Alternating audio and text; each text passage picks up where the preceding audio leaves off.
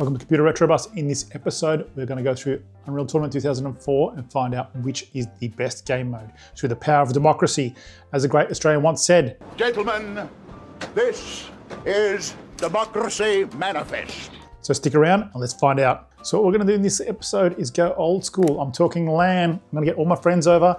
I've got a whole bunch of laptops here that I'm going to image up, get Unreal Tournament 2004 installed on all of them. And we're going to play through all the different game modes. And then everyone's going to vote which one was their favorite to their least favorite. And we're going to find out which game modes were the best. So I've done this before with Counter-Strike. We went through Counter-Strike Beta 1 all the way through to Beta 6. You can have a look at that episode up here. I'll make a link. So use these laptops and they ran fantastic. So I'll use them again. They were really good. Now Unreal Tournament 2004 is free, guys. I've made a video about it, link to that as well. And you can just download it from oldunreal.com and install it. So free to play, there's even online servers. So yeah, get onto it, start having fun.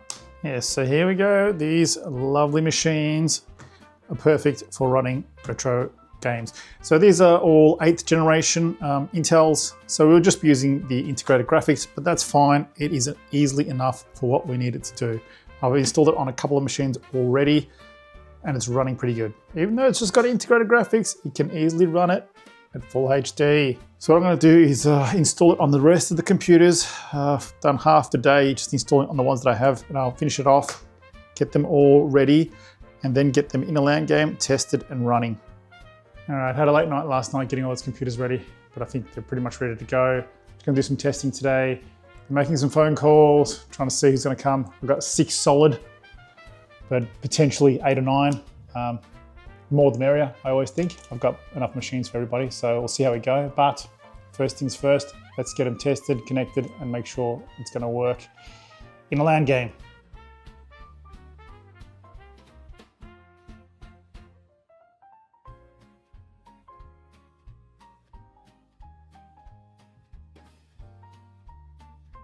Okay, here we are, 7 ThinkPads all in a LAN game. Ready to go. So all the machines are set up, plugging in all the mouses, and I'll get some headphones as well. But you know what, today I'm going to be using the IntelliMouse Explorer, the classic. This is a legendary mouse. Did a great review on this. If you're interested, I'll put a link in the corner. But yeah, this is perfect for the time and place. Okay, so the way we're going to do this is, as I mentioned, the power of democracy. What we're going to do is go through all the game modes, and I'll put a little score sheet for each game mode. Everyone's going to get a little scorecard. As we play through the different game modes, everyone's going to give a score to how much they liked it, how much fun they had, and we'll add them all up and see which is the best game mode. The guys are all here. Namco is wrestling with the dogs out there. Jordan, this is a family friend from Germany. I've got a lot of German viewers, Jordan. Give him a message in German for me. Grüße an alle Deutschen hier. Wonderful. I hope you said something nice.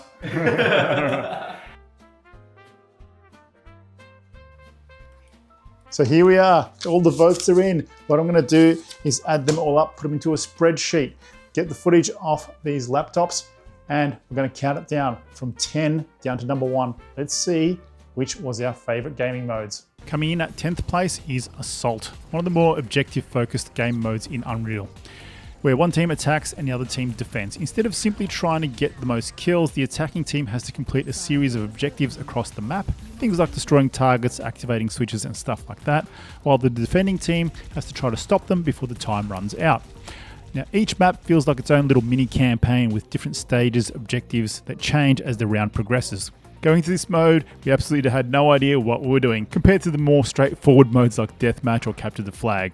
It felt a lot more complicated and honestly a little bit confusing at first. There were multiple objectives, different routes through the map, and a lot of moments where we were just quite getting stuck and not knowing what we should be doing next. But as the match went on, we slowly started to understand the flow of the mode.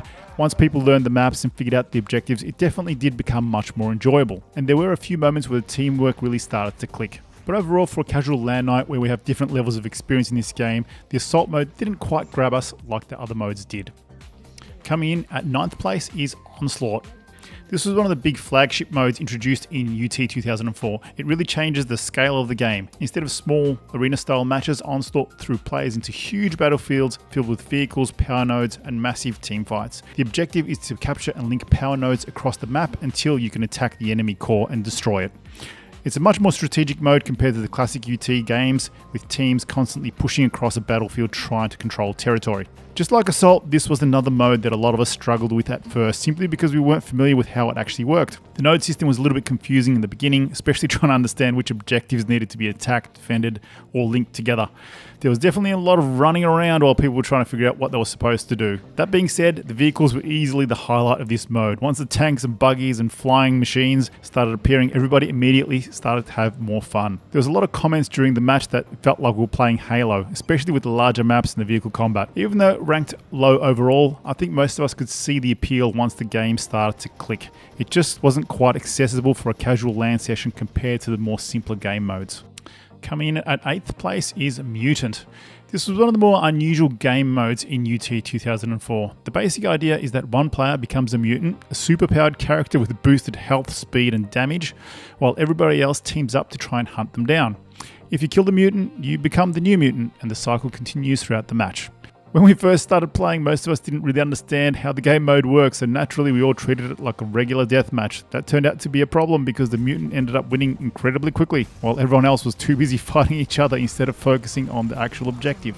Once we figured it out though, the mode became a lot more entertaining. Being the mutant was genuinely fun because you suddenly felt ridiculously powerful, and on the other side, teaming up to hunt down the mutant created some really chaotic moments. There were a few rounds where the entire server was basically turned into a giant manhunt trying to find the mutant. But after a while, the novelty did start wearing off a bit, and the gameplay became somewhat repetitive compared to the other game modes. It was definitely an interesting idea, but one that probably works best in shorter bursts, which is why Mutant landed in 8th place for us. Coming in at 7th place was Invasion. This game mode takes UT 2004 in a completely different direction, turning into a co-op survival game.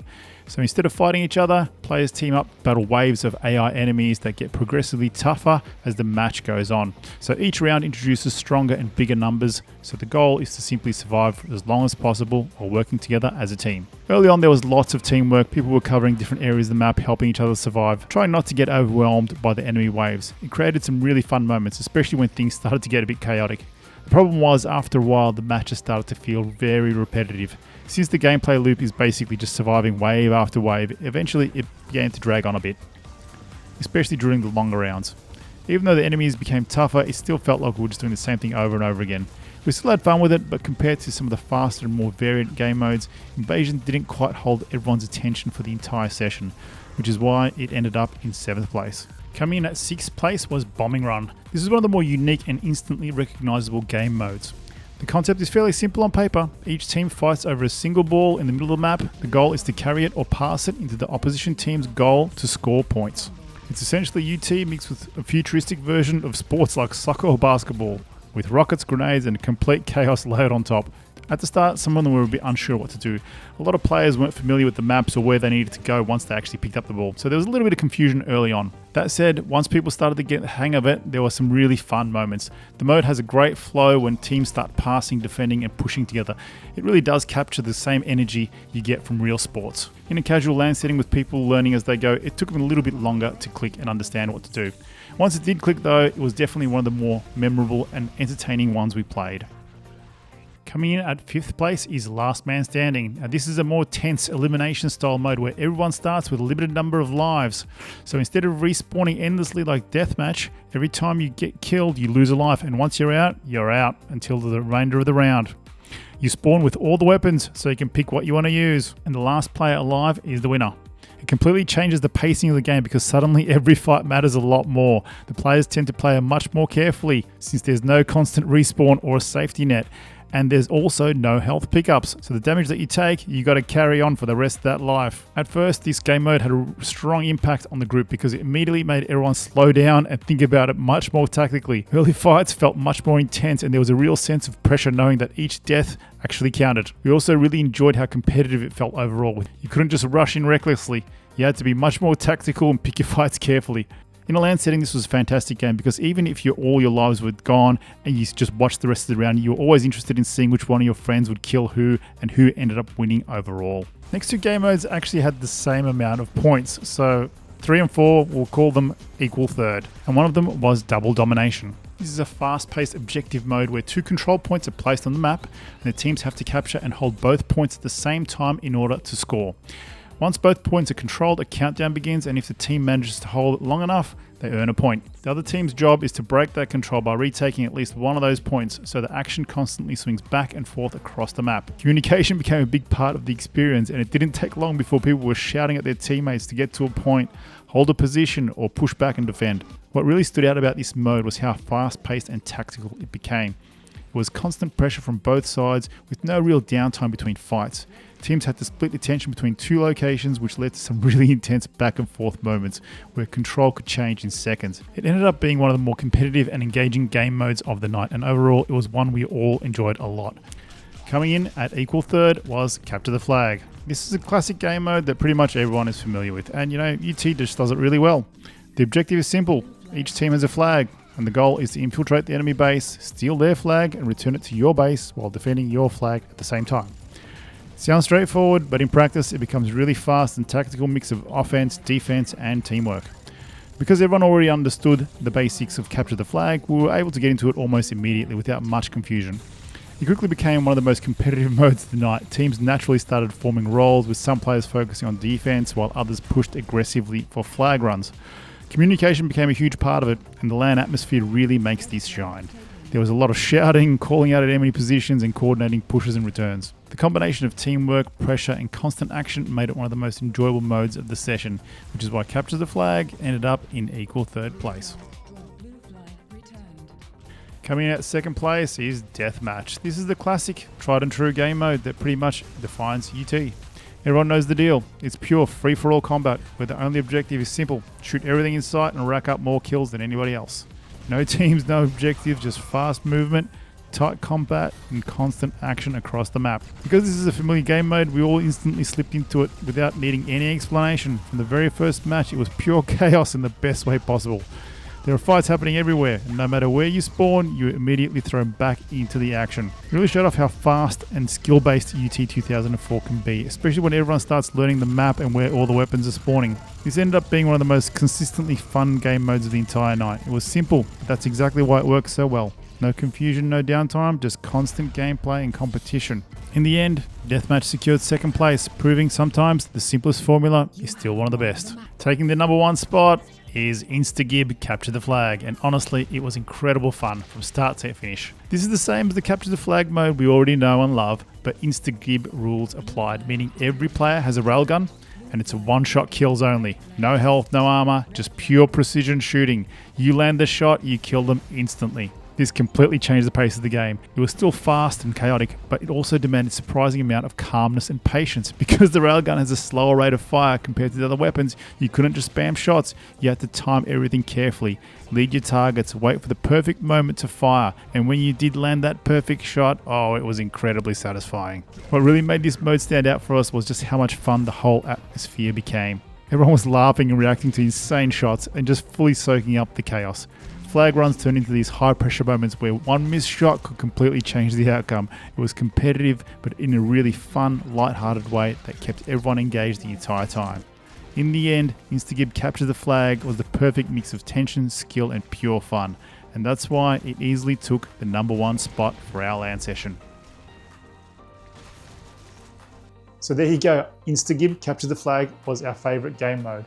It's a great combination of fast-paced action, but you got to be patient and precise. And when you get those kills, especially when you chain 1, 2, 3 in a row, it is so satisfying. So we had a combination of players, some were more experienced than others in UT, and we only did have a sample size of 6. So tell me, do you think we got it right?